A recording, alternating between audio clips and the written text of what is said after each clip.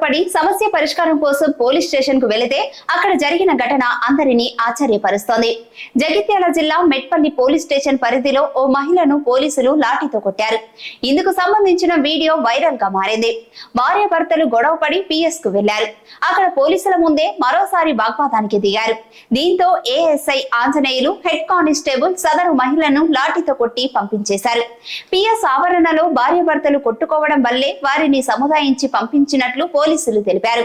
ప్రజలను రక్షించాల్సిన రక్షక భటులే ఇలా మారడం ఏంటని ప్రశ్నిస్తున్నారు స్థానికులు.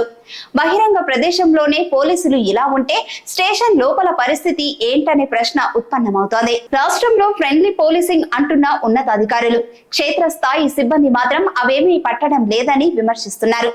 మనుషులంటే లెక్క లేదని, స్త్రీలనే గౌరవం కూడా లేకుండా ఇలా లాఠీతో కొట్టడం ఏంటని నిలదీస్తున్నారు. అక్కడ ఏం జరిగి ఉన్నప్పటికీ అలా చేయడం తప్పని అంటున్నారు.